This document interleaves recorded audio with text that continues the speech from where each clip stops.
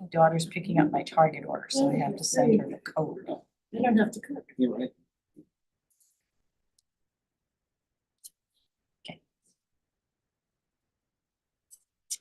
It is 5:02. I just love that TV in here.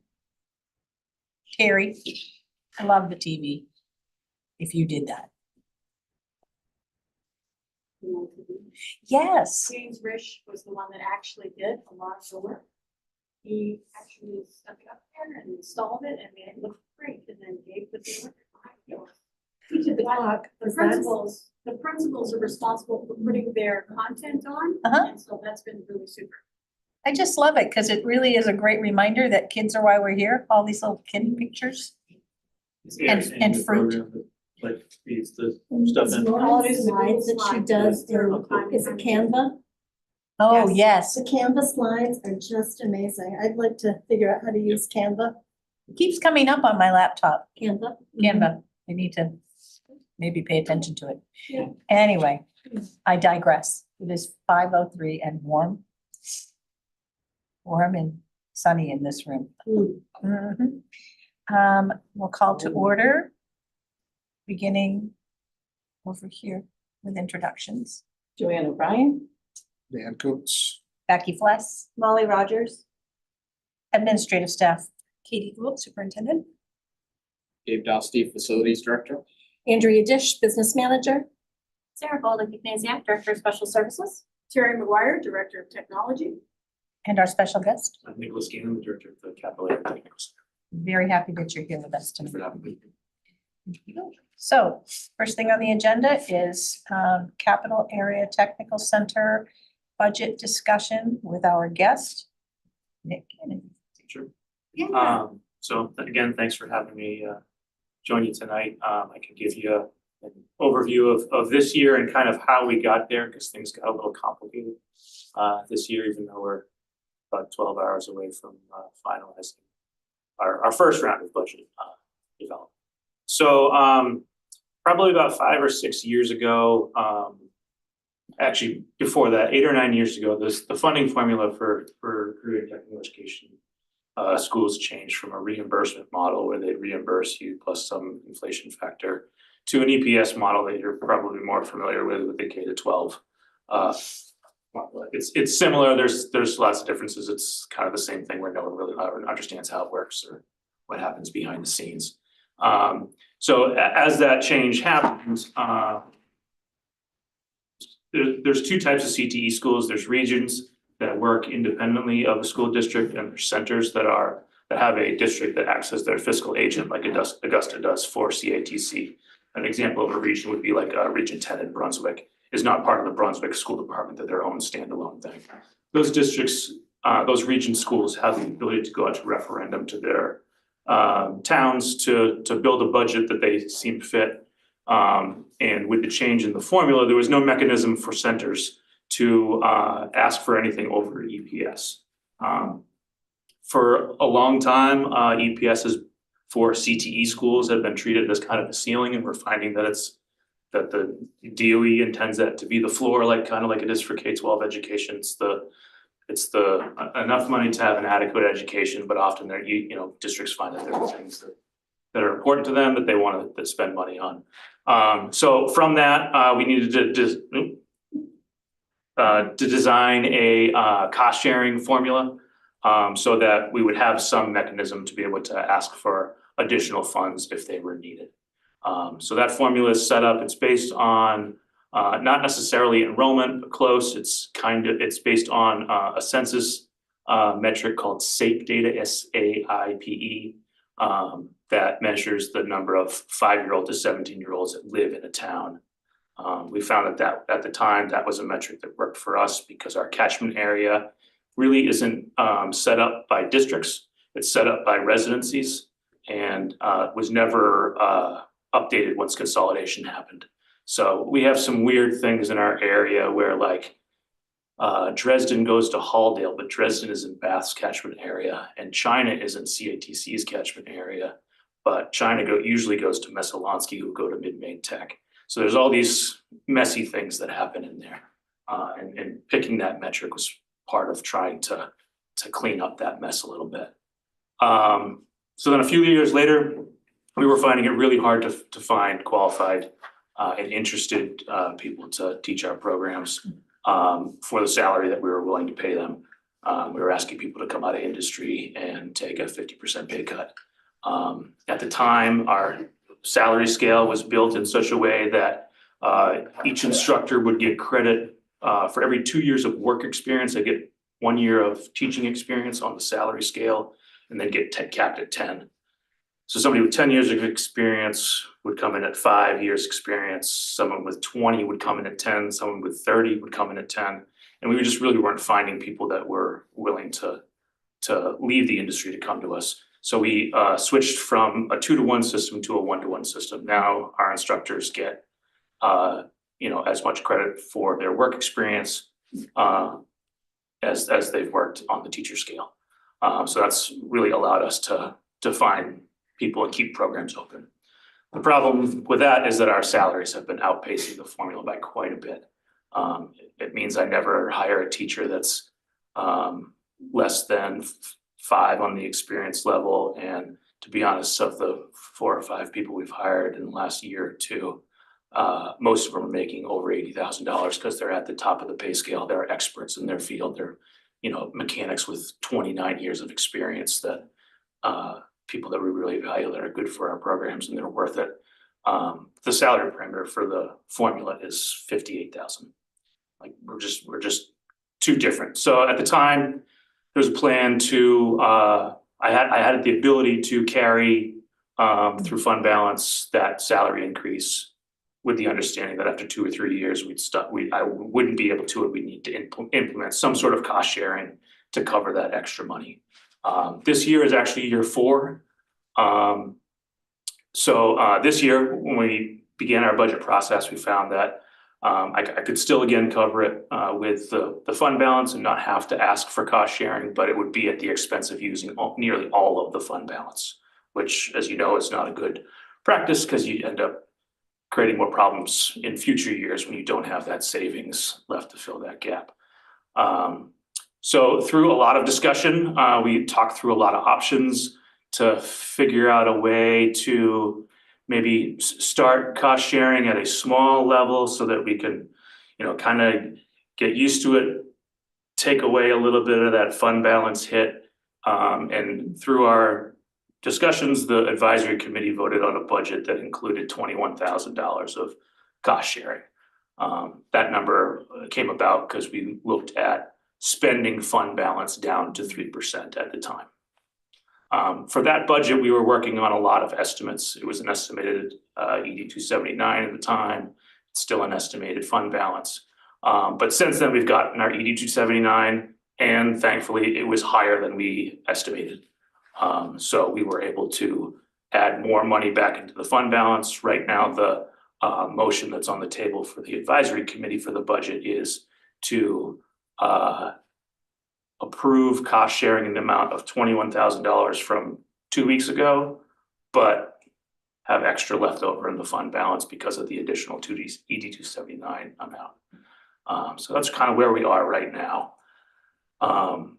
Any questions before I talk about this year's budget? Nick, the only thing that I want to add is when Nick talked about sort of some of those in-between situations where a student resides in Dresden, attends school in Halldale, but would automatically, because of that same town, go to Region 10. Right. Bath, yeah. Bath. Yeah. We don't have students that fall into that. So that's not a factor for us, but as all of the sending schools or districts, these are some of the factors that go into the decisions. And likewise with not likewise, but another point that I just want to make sure to draw the group's attention to is that salary. We talked about that, right? And we have boards across the sending school areas really scrutinizing the budget. And so we would love to be able to get to a starting salary point or a salary that you're describing. But the reason for that is unique and our students benefit from that. So it's not necessarily an apples to apples conversation that we have during these meetings. And so I just wanted to, again, draw your attention to that because there will be hard decisions and choices to Definitely, make and audits of programming that comes in under enrollment and all of that is part of the big picture and Well, decision-making from year to year. Yeah, try to make our decisions based on what's good for students, but the reality is some of the time it's measuring whether or not a program's profitable or we're underwater on it. And that's the sad reality of the decisions. decisions the superintendents are, Yeah, and directors.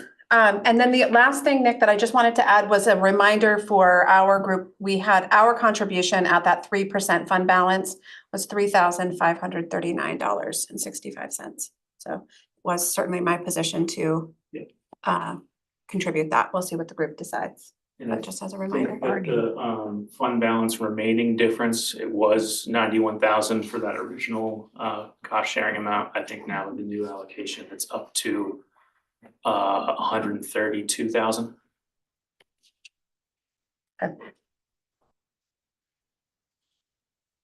Questions? Of the 21,000, our portion is the 3,000.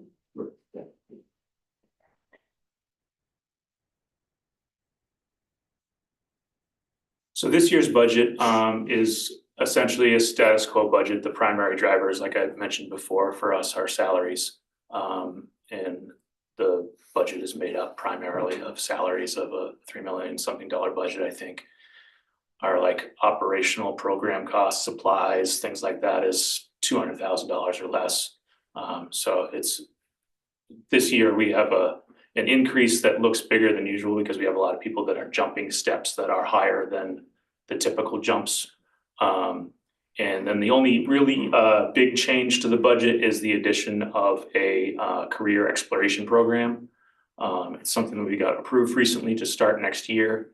And that's a program that is for underclassmen that they will explore 4 of the programs that we offer and then do also career exploration activities, employability skills. So that's something we're starting next year. But for CTE, when you know, in gen ed, if I were to add a science class, I'm not necessarily getting new funding for that. But in the CTE world, our programs are approved. It's a 1.5-year process. So when they go into place, I get funding for that right away. So that's part of our new allocation this year is money to account for that program before enrollment will take over 3 years from now to drive whatever funding we get for that.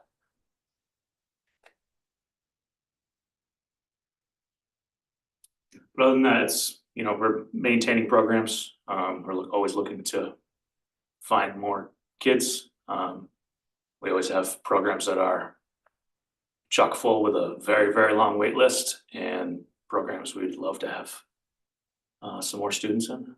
But right now we're kind of right in the middle of recruitment. What programs don't draw as many students?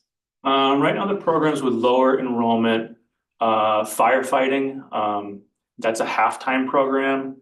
It has 5 students in it this year. But for a full-time program, we're shooting for 13 to 15 in order to get a full FTE on the formula. That's matched with EMT.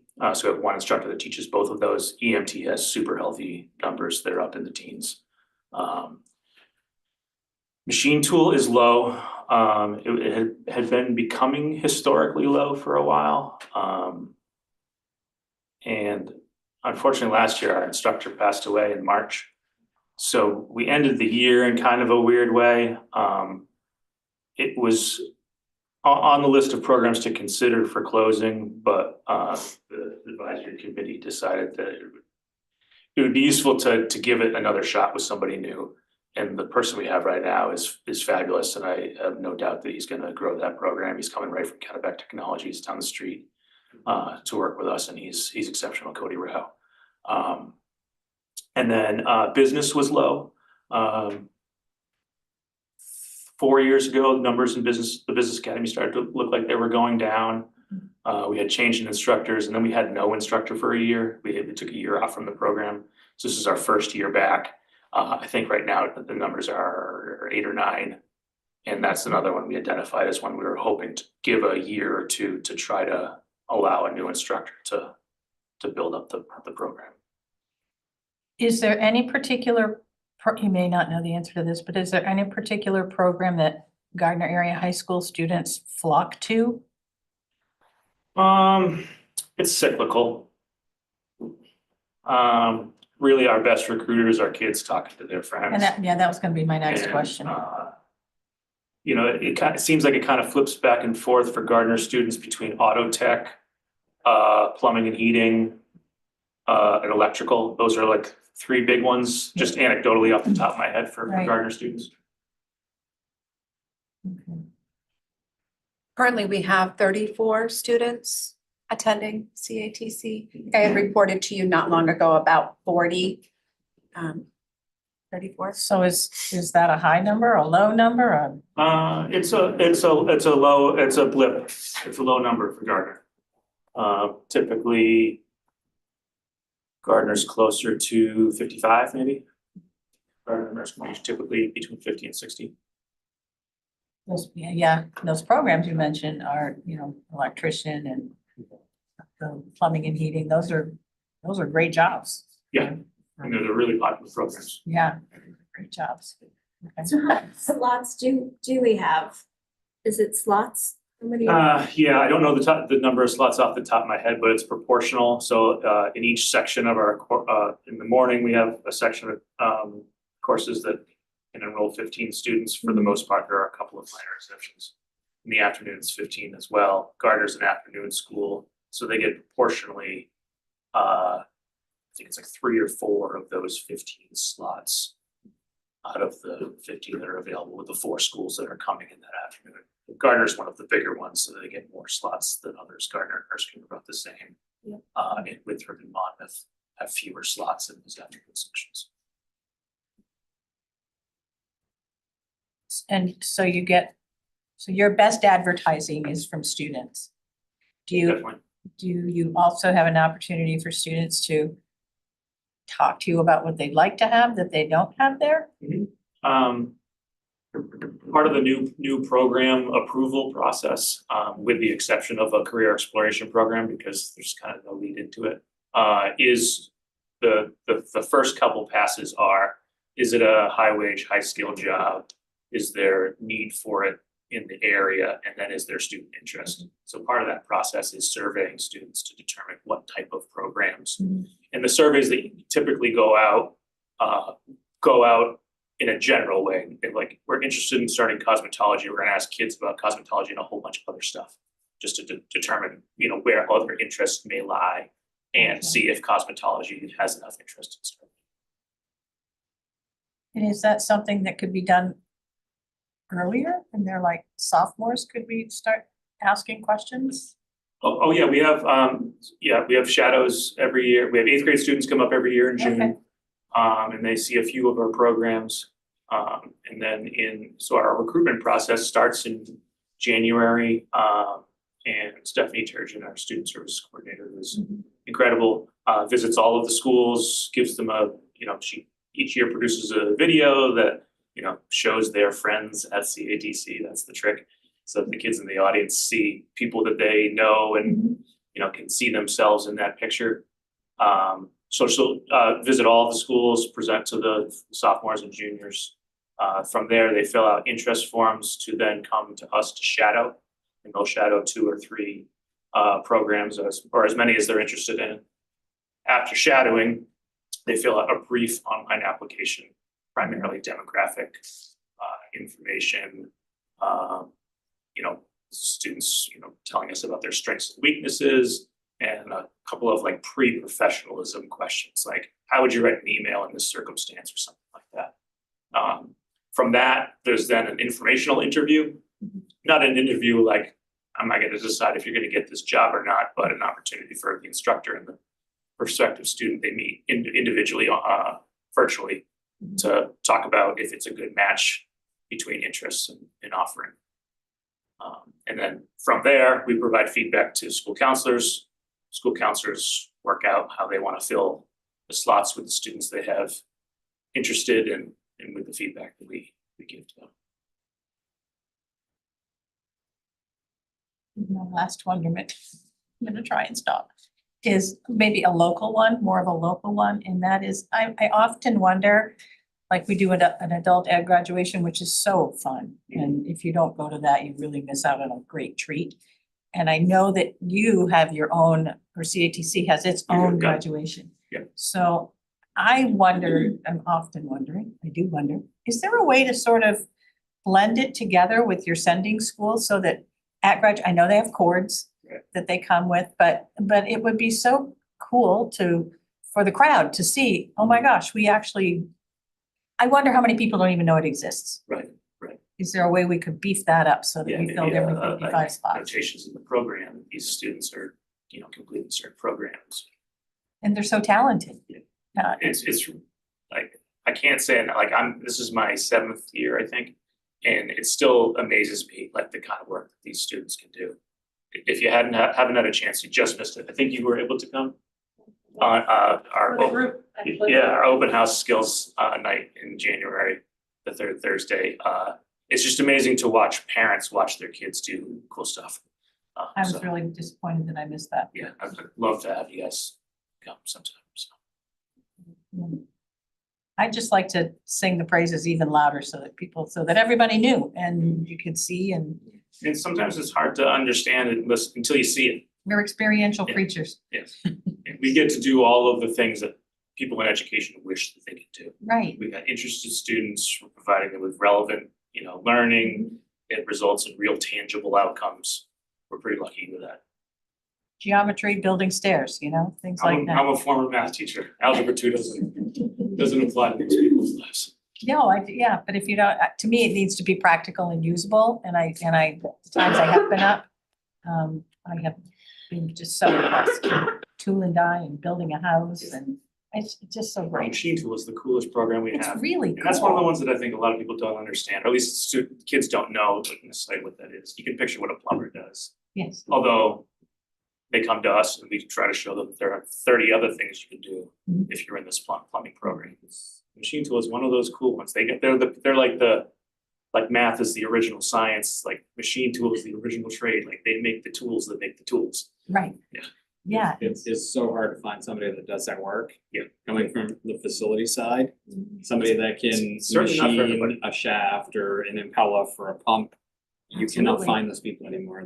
They're so far and few, and it's so hard to find somebody that can do that work. There are not a lot of people being trained, but it's also like one of those industries where I don't think it's for everybody. Yeah. The precision nature of it is just, it's very precise. Yeah. It's come a long ways. I mean, it's And those there's so that are much more into it, computer that's perfect. work into it, Yeah. and so, I mean, I went to CATC when I was You in did? school. Yeah, I'm a product of Look at you. CATC. Nice. Yeah, computer aided, drafting back then, it was Okay. the first start of Yeah. AutoCAD 12 Yeah. and back when Jim Como was there as the instructor, and I went through there and graduated from there, and wish I had. it was a long time ago. Joanne. I was gonna say, how many girls are in those kinds of programs? You'd be surprised a lot, and that's specifically part of, so the Carl Perkins grant is a federal grant for educationally focused workforce development stuff, and one of the particular parts of that is trying to attract and retain non-traditional students. So, men in childcare, early education programs, female students in law enforcement, and automotive, and all of the places where they historically haven't been represented. That's a specific goal of ours, to try to attract those students.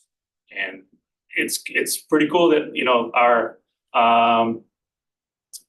which competition was it? What is skills? The auto collision fabrication competition. Female students swept the gold, silver, and bronze medals. No kidding. Yeah. Yeah, very talented. I was gonna say, since there is a need for fabrication and math and I was a teenage boy, so I try to be kind about it, but a lot of our female students are better suited for the machine tool and auto refinishing things because of the patience and the precision they're allowed, to Interesting. give themselves. We need to create some TikToks where the machine tool, Absolutely. Yeah. Pull it in that way. That's where the girls live. Also Yeah. to feature women that are Yeah. doing these jobs and how much money that they're making doing these jobs and how demanding, in demand they are.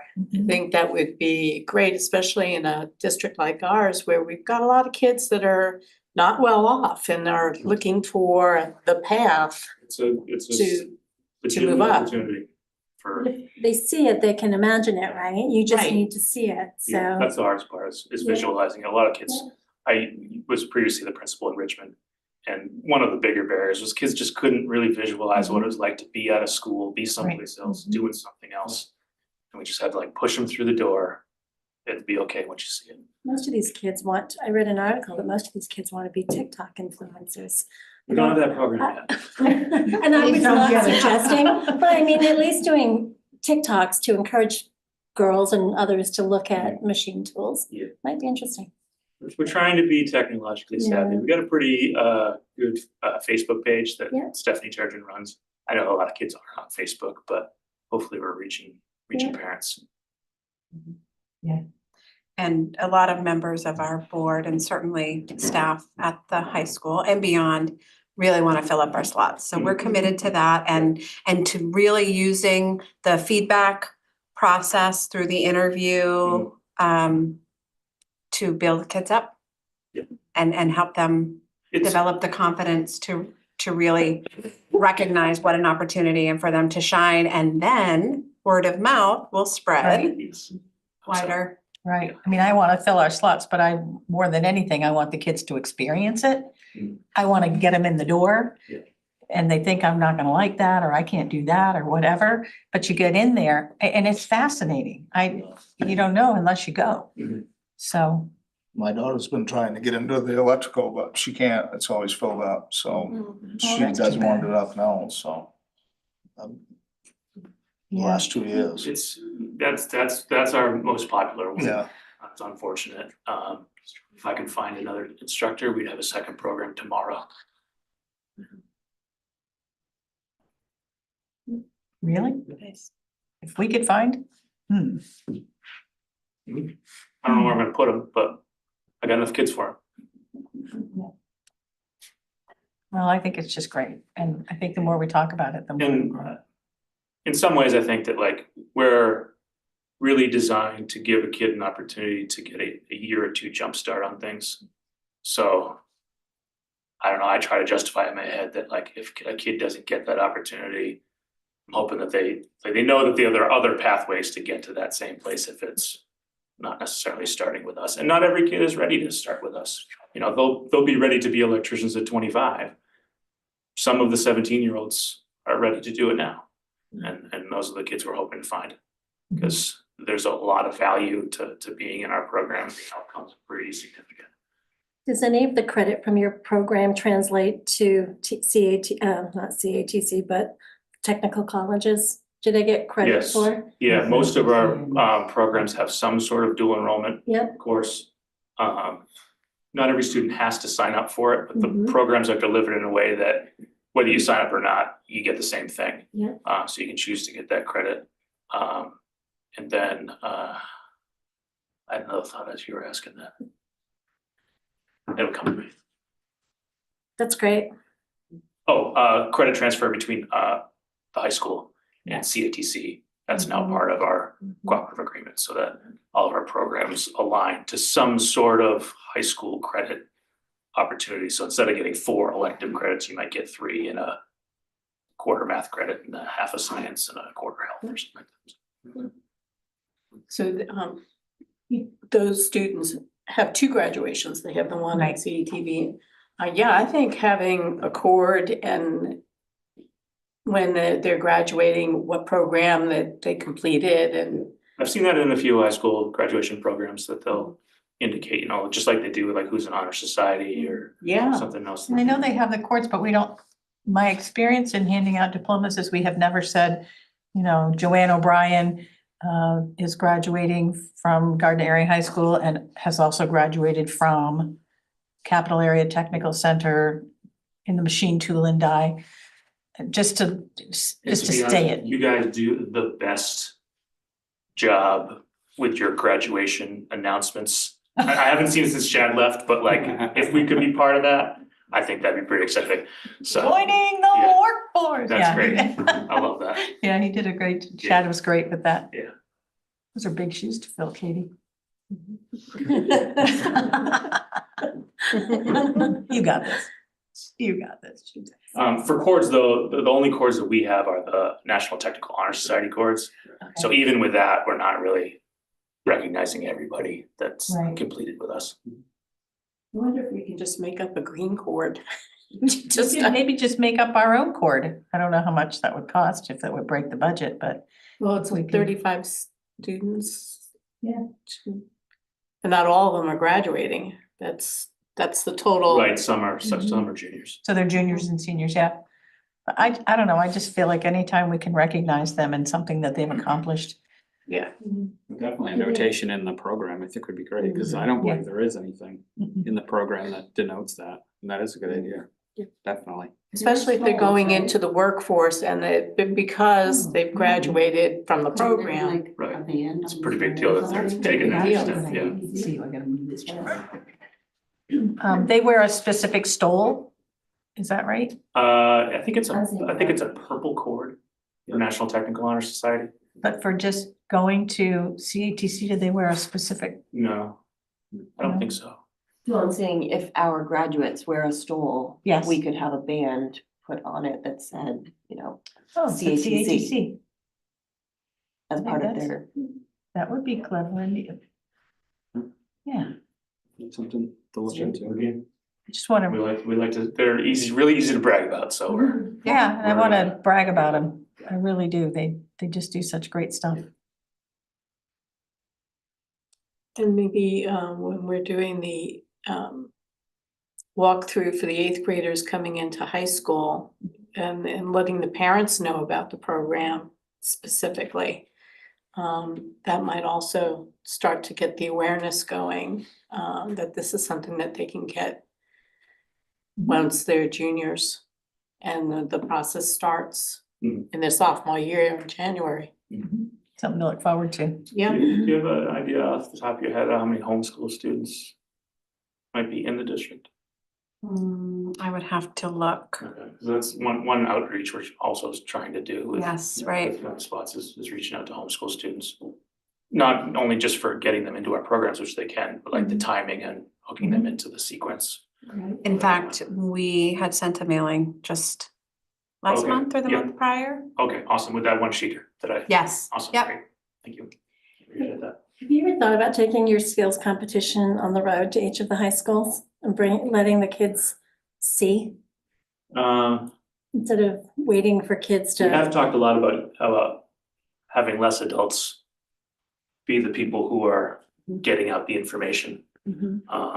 We've talked about, we're usually off schedule, so like we might be visiting Gardner in the morning, like utilizing our current Gardner students who are at Gardner while we're doing our presentation to help talk to kids. I think would be pretty powerful. We just haven't figured out the Yeah. logistics of that yet. If that But we skill- could certainly do Yeah. demonstrations as part of that too, because if that skills competition is exciting as you say it is, maybe others might be. Yeah. Maybe have to be just don't want to, it's a lot of work. I don't want to do Is too much, it? yeah. Sorry, didn't know what I was asking. Yeah. It's a big night. Is it? Yeah, at least bring the culinary arts piece, so that way. I always try to schedule meetings around food. That's the way it You works. feed them, they will come. Pastries, and I heard there was a wedding cake one. Oh, yeah. Oh, the competitions, yeah, there's Yeah. wedding cake, culinary, restaurant service, there was a cupcake wars competition. Cupcakes would be Yeah. great. Sounds good to me. This is the problem when I come to you. When you come to me, I feed you. yeah. We could Every do a- month even. Could do a bake-off. Yeah. So fun. Any other questions for Nick? Nick, you're welcome to stay. We're gonna go through the Okay. 8279. We're good. Thank you very much. So much. Appreciate your time. Thumbs up and house says, that's great. Okay, great. Thank you. Catch you next time. Thank you.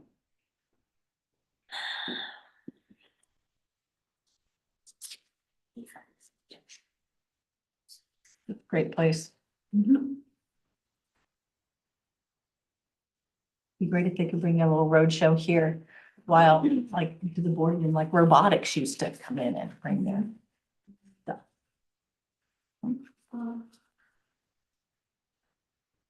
Am I taking her? I was waiting for her to say we're moving on, but We're moving on, Okay. Andrea. Moving right along. So this, number 2 on our agenda is the ED 279. So for those of you who don't know what the ED 279, it's basically the state's funding formula for school districts. And what I did for you is did a comparison of last year's ED 279 and this year's, and I'm going to walk through how the funding formula works. So that you have a better understanding of the funding formula and the things when we talk about valuation and enrollment, that you have an understanding how it relates to the ED 279. So I've given everybody a packet of a lot of documents. The first document that you'll see is the ED 279 comparison. And it's basically, as I said, it's comparing last year's ED 279 against the ED 279, the funding that we're going to receive for FY '27, which is next year's budget. I've also included a copy of the ED 279 for next year, which is in yellow and blue. You also can tell because the date in the corner is 1/29/26. And then I included the funding formula for this year, which is dated 1/27/25. And then once we get through these things, I will talk about the other documents that I prepared to give you an idea of what things would look like. So as a reminder, the ED 279 or the EPS formula was a formula that was developed by the state. Honestly, I don't know how many years ago. When the referendum came out that was going to force the state to pay for 55% of education, like Nick just said, school districts used to be funded based on a reimbursement model, just like the CATC. And when the referendum, when there became a movement for school districts, for the state to pick up 55% of the cost of funding schools, they developed the ED 279. And it's what we've listed, it's the EPS model. It's what we've lived with since. Since it began, they've had at least 2 reviews of it. It was reviewed, I want to say maybe 10 or 15 years ago by PICUS. PICUS looked at the formula, said the formula is inadequate, made a bunch of recommendations to the state about things that they needed to change. And I think the state decided that it was basically too much. And instead of overhauling the formula based on PICUS, it just tweaks certain parts of the formula, and I'll talk as we go through the parts of the formula that it tweaks. Sections of this go through, MEPRI looks at each of the sections every 3 years to see about tweaking certain sections. MEPRI is through the University of Maine. It's the research base part of the University of Maine that does research for the state. They look at parts of the ED 279, the EPS model, and they make recommendations every year. All of the recommendations have to go through the legislature, and things are very slow moving. But with that said, let's go through what it looks like. I'm going to go off this year's funding formula. So I'm going to look at the one dated 1/25, again, use last year's, and we'll talk about the comparisons that I do. So the very first page of the ED 279, the purpose of this entire page, and it looks like a lot, is actually to calculate the aqua colored line at the bottom. The only purpose of this page is to create a per pupil cost for elementary and secondary that it's going to use throughout the rest of the funding formula. So at the top of the report, we do Terry does an October 1st enrollment count. So it's basically a snapshot of our enrollment on October 1st. And we report that to the state. It's, the superintendent signs off on it. It's basically, again, a quick snapshot of where we are.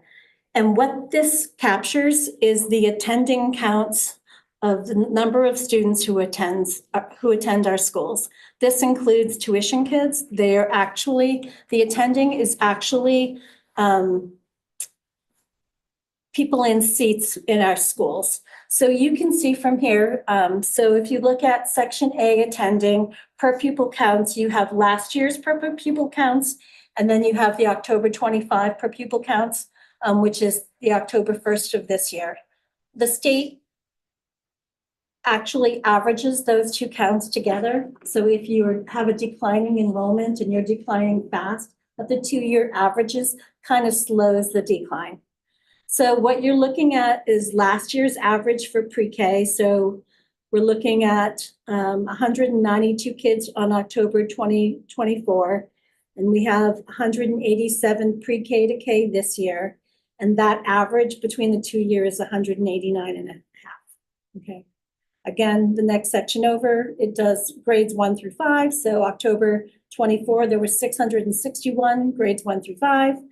October 25, we had 603. The 2-year average is 632. The same with 6 through 8. And then it recategorizes them. It adds up the pre-K, the 1 through 5 to 6 through 8 to get a pre-K through 8 total. And then you have a 9 through 10, a 9 through 12 total.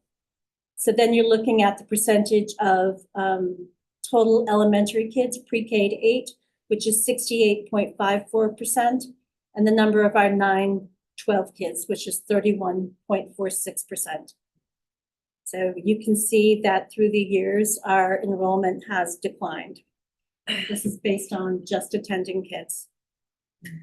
The next section is the staff positions, its ratios. The whole point of the ED 279 or the EPS model is to find a model that basically distributes the district's subsidy to education. And it's a way of trying to do things equitably. If you talk to the Department of Education, the funding formula isn't to make sure that every kid or every district gets the best of the best, but it tries to put all of the districts on equal fundings. If you look around the state, some towns are able to raise a lot more money due to their valuation than others. And this is a way of trying to level the playing field. So as we talk about this and I start to talk about staff ratios, I want you to keep in mind that it's just to level the playing field. It is not to be the be all end all of everything. Okay, that said, staff positions. So the state is looking at the following staff positions: teachers, guidance, librarians, health, ed techs, which is district ed techs. It does not count special ed techs. In fact, special ed is not included in section B at all. We will talk about special ed later on in the funding formula. So we have ed techs, we have library ed techs, clerical, which is actually the administrative assistants in the school. It does not include the administrative staff here in the superintendent's office, and school admin, which again does not include any admin other than the administrators in the schools. So it includes the principals and the assistant principals and the athletic director. So what the state is looking at is based on the attending pupil percentage. Let's just look at teachers on line 1. So I'm in section B, line 1. The state says that the staff to student ratio for pre-K to K students is 15:1. Do you see where I am? So then the state takes the number of attending pupils average for in pre-K to K above, which is 189.5, and it divides that by 15. So based on the number of students that we have, 189.5, the state says that we need 12.63 teachers. Everybody see where I'm getting that? The next section, grades 1 through 5. So based on grades 1 to 5, which is our attending pupil average of 632, the state says that their staff to student ratio is 17:1. So if I divide 632 by 17, I should get 37.18 staff members. Everybody see where I am? Okay. The next section, 6 to 8. Our 6 to 8 student count is 404. The state says that our 6 to 8 ratio, again, is 17:1. So based on 404 students, the state says that we need 23.76 teachers for our grades 6 to 8. Grades 9 to 12. There are 562.5 in the 2-year average. Based on the 16:1 staff ratio as established by the state, we should have 35.16 teachers for our current attending students. What the state now does is adds all of those ratios. So it adds 12.63, 37.18, 23.76, 35.16. So the state says, once they've added, that we added all those things together, that our total staff for teachers should equal 108.73 based on their recommended ratios. Everybody see where I am? Okay.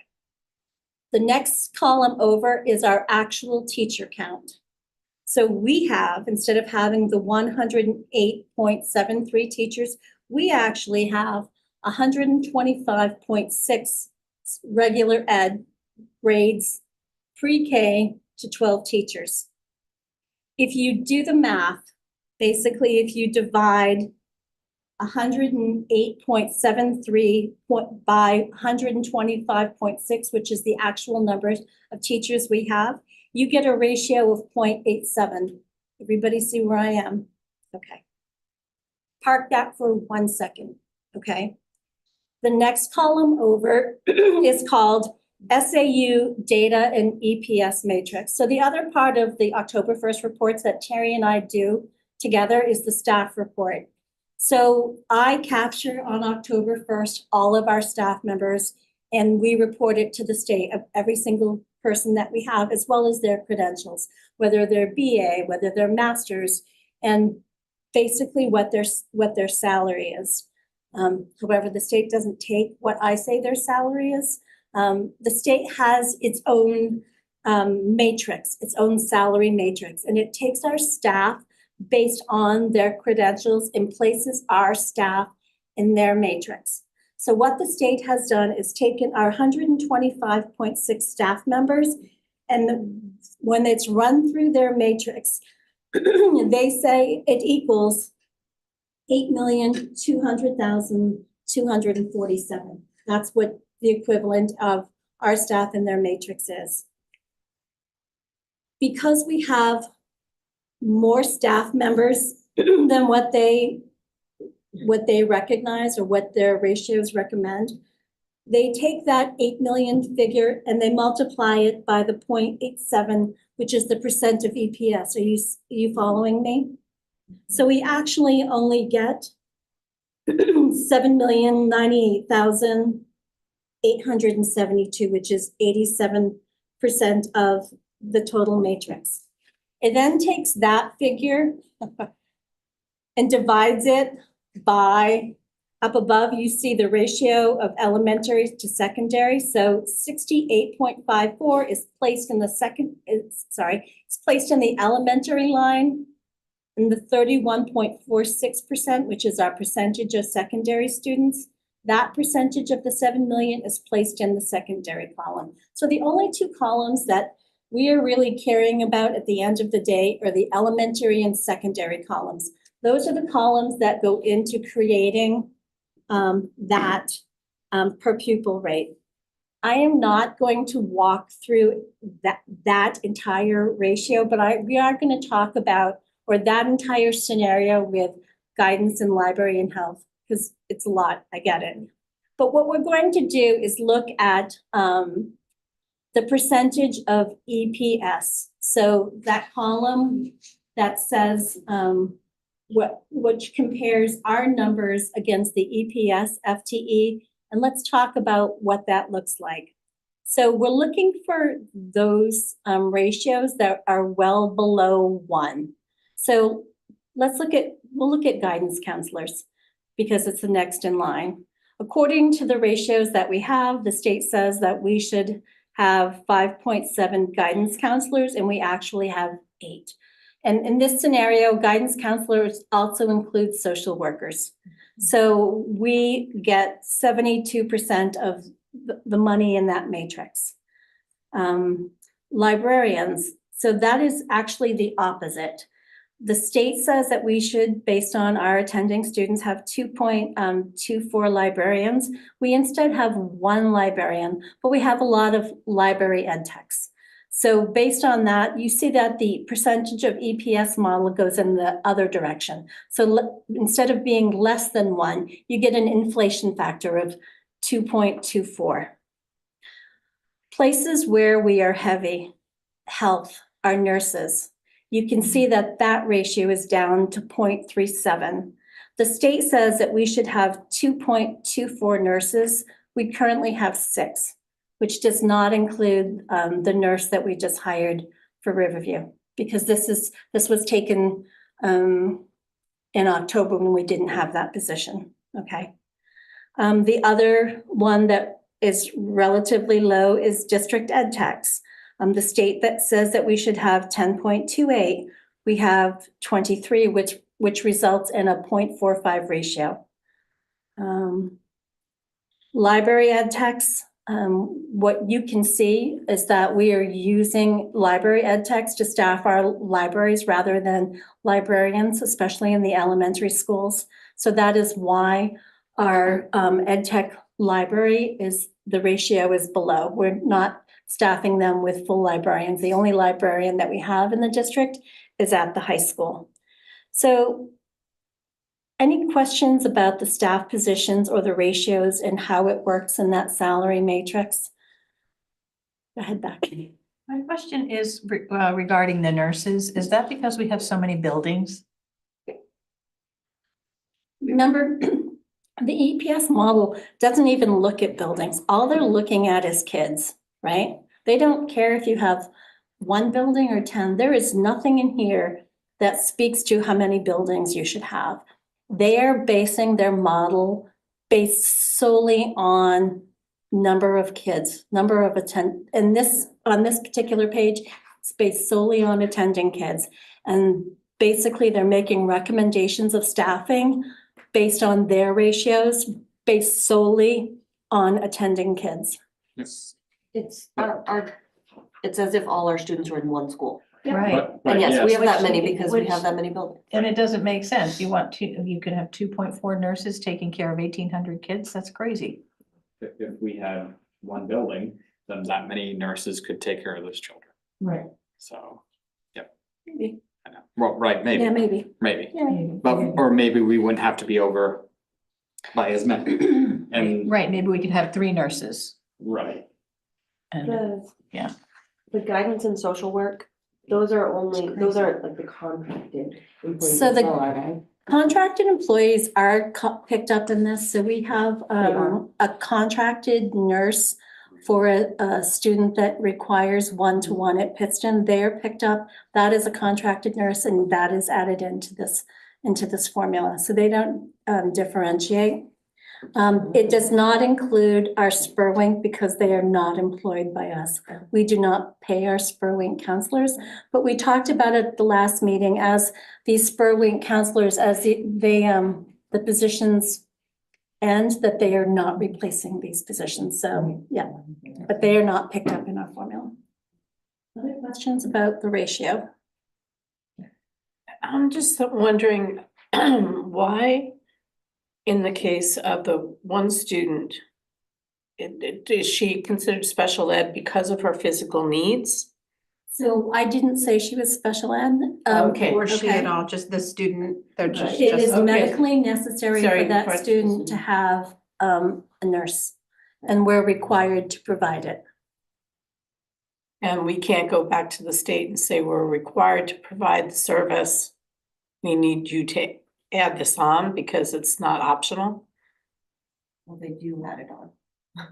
Well, they added, they won't give us another nurse because it's required. Yeah, you know, as we get close to this, I will talk about how, it's a formula. It's not, I said it at the beginning, it's not meant to be a be all end all of all of our needs.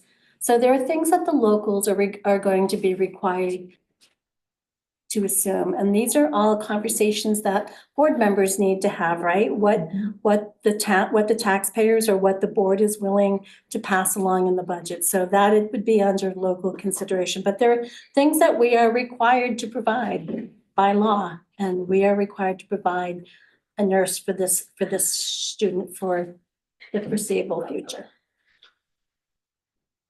Other questions about the ratios and where we are on this sheet? Are you ready? It's a lot, I mean, Mhm. and there again, if we're looking at potential future consolidation of buildings, this is where if we got closer to that, these numbers that the state says we should be at, that's more funding we would get. When we talk about consolidation, we talk about eliminating some of the duplications that we have.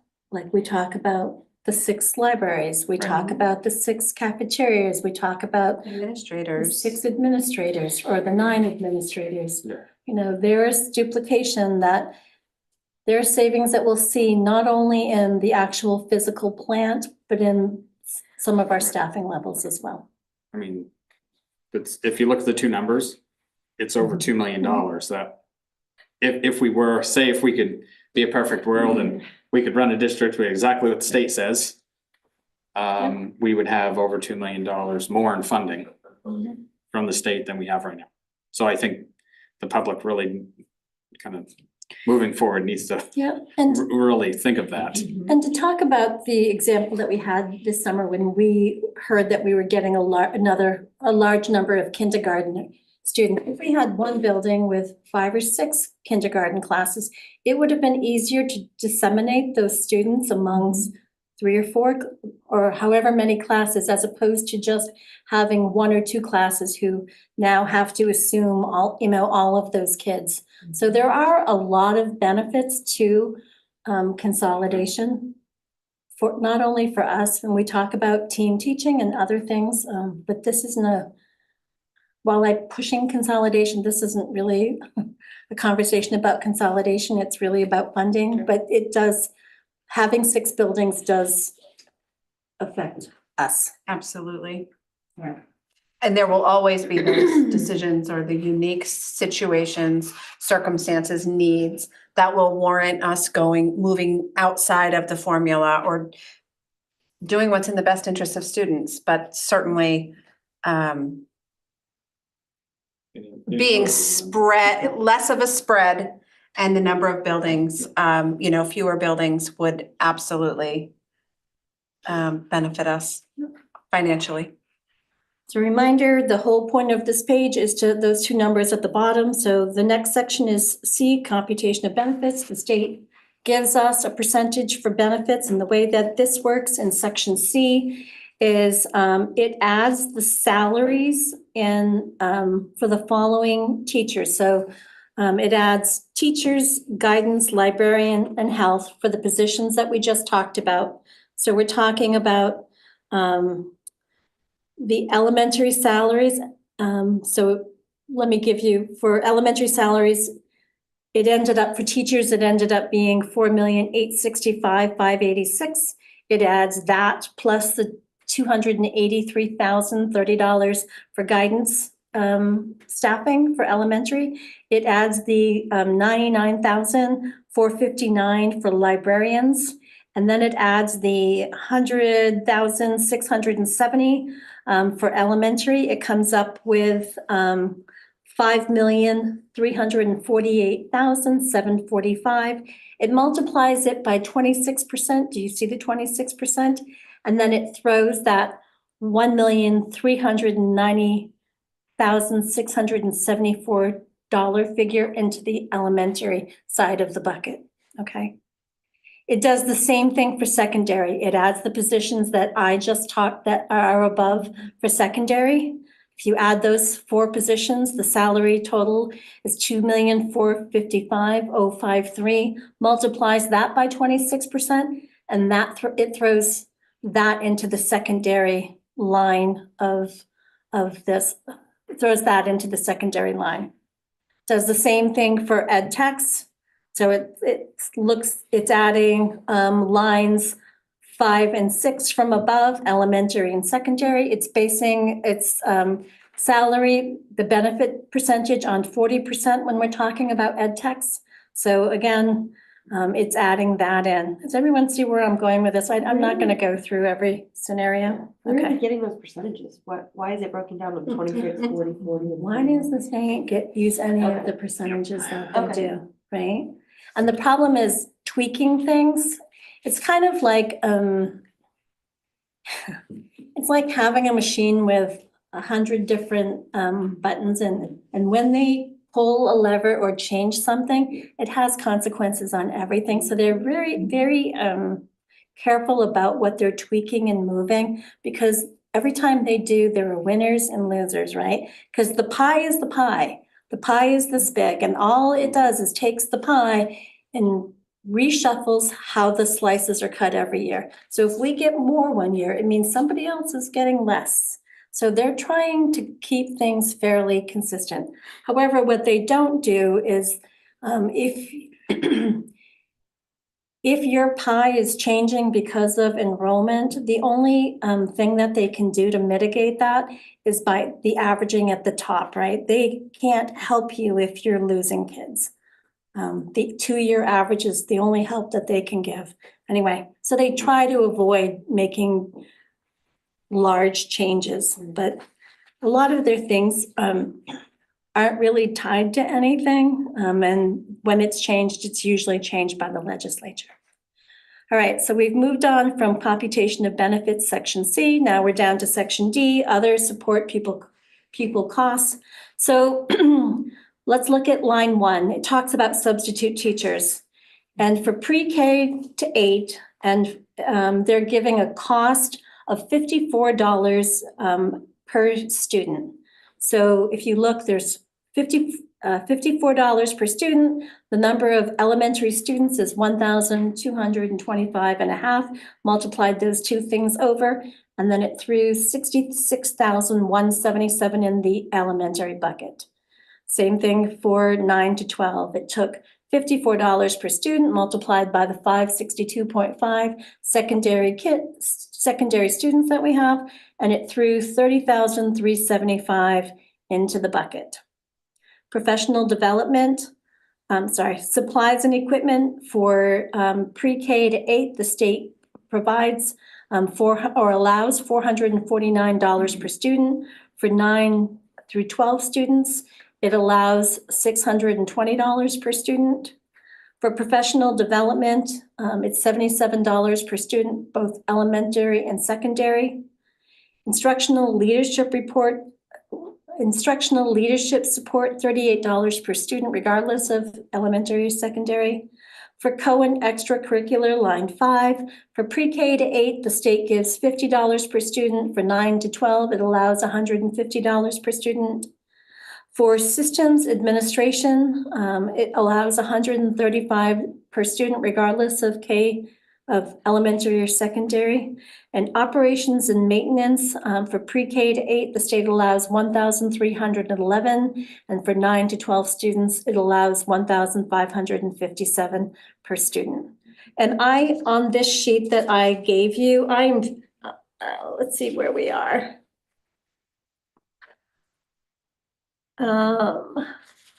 So actually, on page 2, I am showing you what the difference was from last year. So as you can see, substitute teachers for last year, the state allowed $52 per student. You can also see that by looking at last year's ED-279, but I don't want to keep bouncing back and forth between the two, but you can see a comparison. Because honestly, dealing with one alone is confusing enough, and I'm trying not to confuse you any more than I have to, but you have that for reference. And that cost per student, is that no matter what district you go to, that's the amount they allow at any district, that's a consistent? So on the state's website, you can download the ED-279 for every school district in Maine. I can see everybody's, you can see everybody's, you can download everyone's, you can download Kelsey's.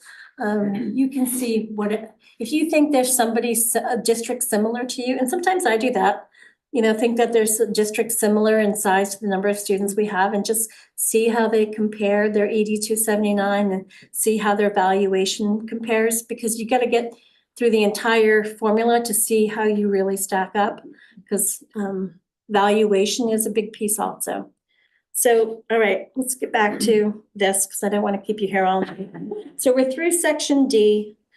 Section E is called Other Adjustments. It's a regional adjustment. So basically the state has divided, the state of Maine has divided the state into regional, into regions, and it's based on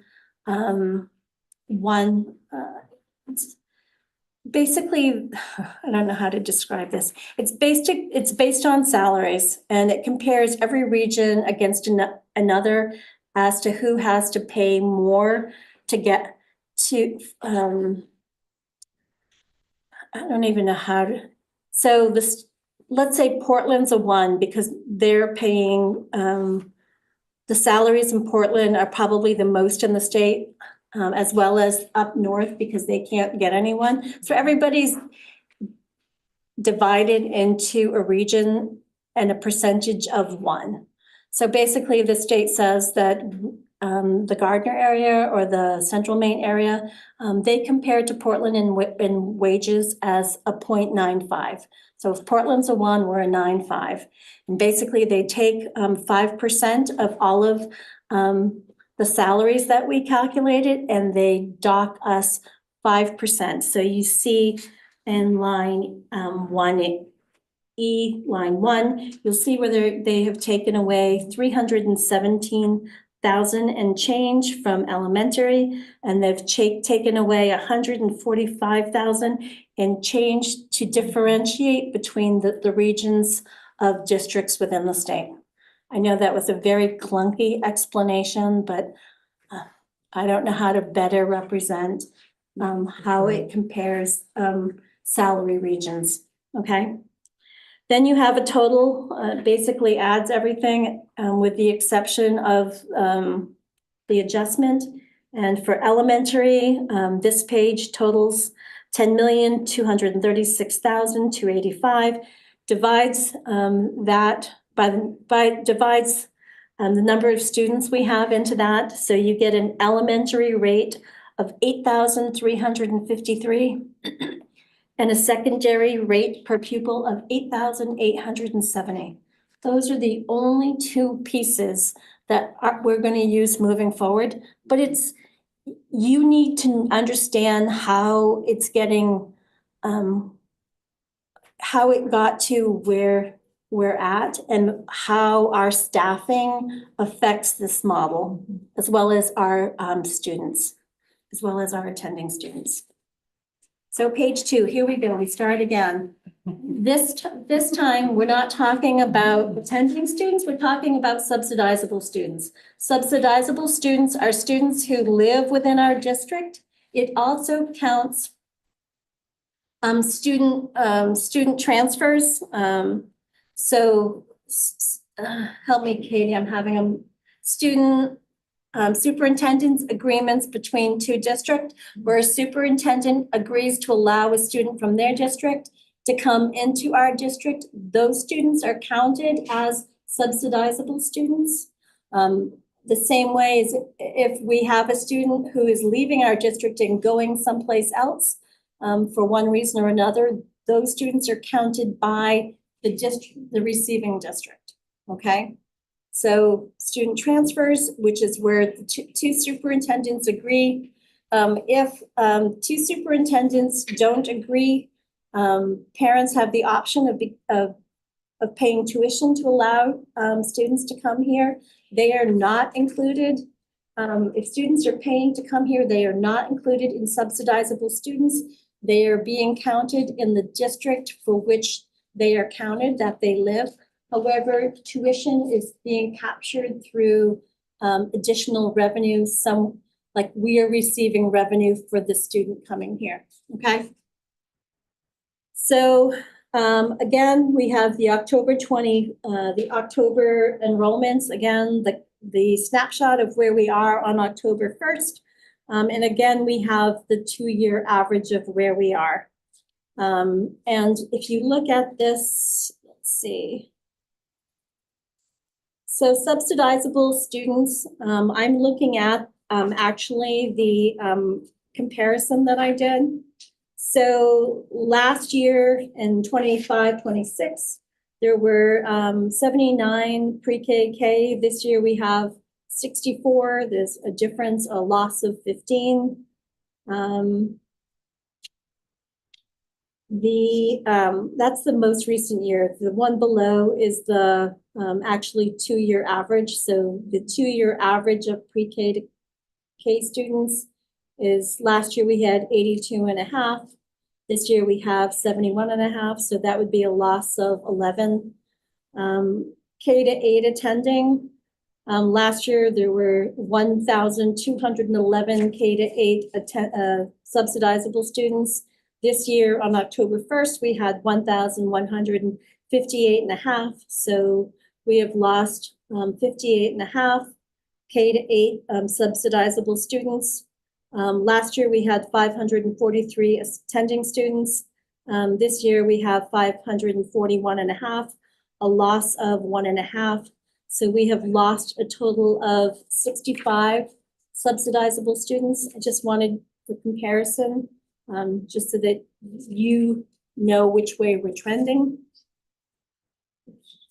Question? And I know this is getting ahead of us a year, but if we're taking on 3-year-olds, will those be added in at any point in time? So the answer to that is no. The 3-year-olds and the 4-year-olds CDS are not included in our 8279. They have a separate funding mechanism. That's the Purple sheet? I don't know if CDS is on the purple sheet. I think that CDS comes out of main care and not out of, out of education funding. One of these days I will pull the purple sheet down and share it with you. Katie and I looked at it upstairs this afternoon about the number of things. When the state talks about education funding, they're talking about everything from PATSI to, I mean, there's a lot of things. JMG is included. So one of these days I will, I'll pull the purple sheet so that when you hear them talk about education funding, they are not merely talking about K-12 instruction. They are talking about a lot of things. And you should have an idea of what that is. and with reimbursement for, or the payment for the 3-year-olds, that's a 2-year, right? It's not. The reimbursement for a 3-year-old is, it's not really a reimbursement. Basically, they give us, so the way CDS is going to work is they're going to give us money, and then we're going to send the reports to substantiate that money. Right now, it's supposed to be 100% funded. However, for those of you following CDS and have watched the articles about CDS in the past, for years, CDS has run in the red. We are hoping that maybe having schools taking over CDS, that it will, I don't know, don't look at me, Sarah, that it will, I'm sure they would like it to be more cost efficient. So they're maybe hoping schools can do it better than having CDS the way it is. But for Very now, concerned it's about it's fully funded and it's kept completely separate than what we're talking about right now. But fully funded when? Meaning fully From day funded, one. you'll have that money on day one. They're already Not trying to give us immediately. money, right? An early allocation. Yes. So we'll say yes. That's why they're giving it to you early. Just so we'll say yes. No, that was after we signed on. Okay. They said, do you need Here, an we'll early give you the money right allocation? now. Right, if right. You'll sign on. Yes, Okay, so it's not that. right. No. It's That siloed feels a in- little better.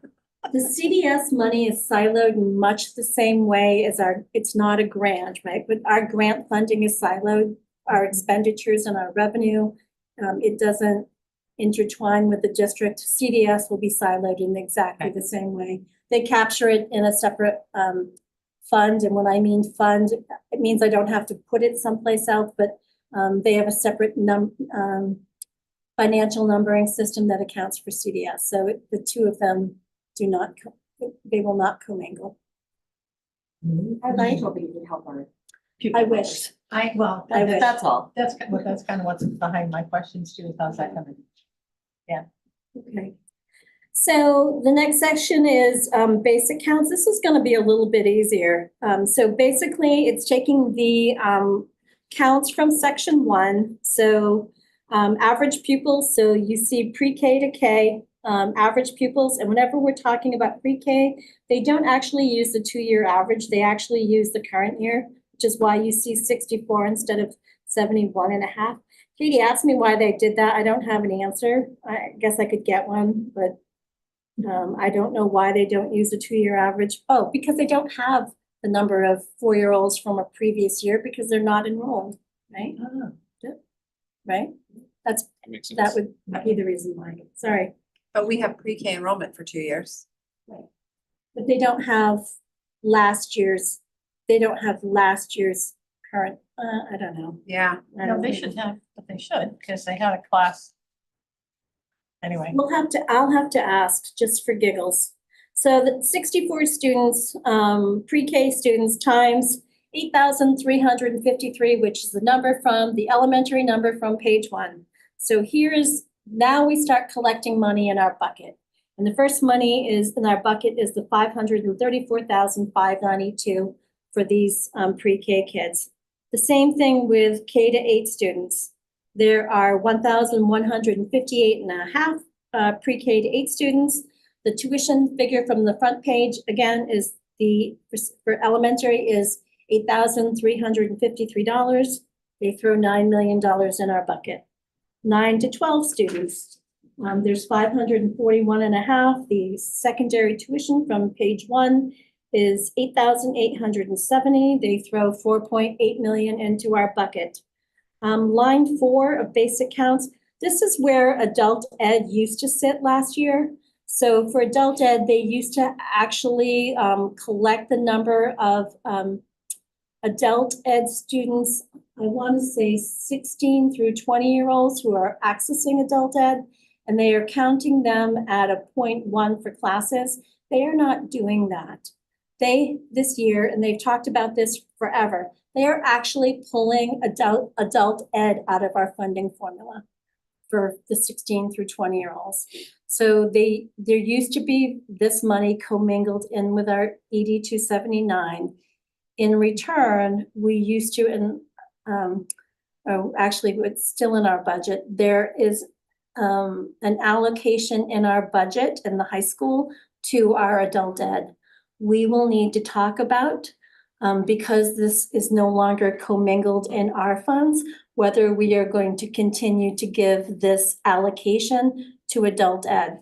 What the state intends to do is to funnel that money directly into adult ed. So Josh mentioned that he has already received his adult ed estimated allocation for next year, and it has already seen a sizable increase. I think it was like 20 or 22,000. Do not quote me on it. I know it's around there. So we'll need to have that discussion. and you manage that money even though. So that money comes, the money for adult ed comes right in with our subsidy Okay. again, which is why we provided this allocation. Line 5, 6, and 7 talks about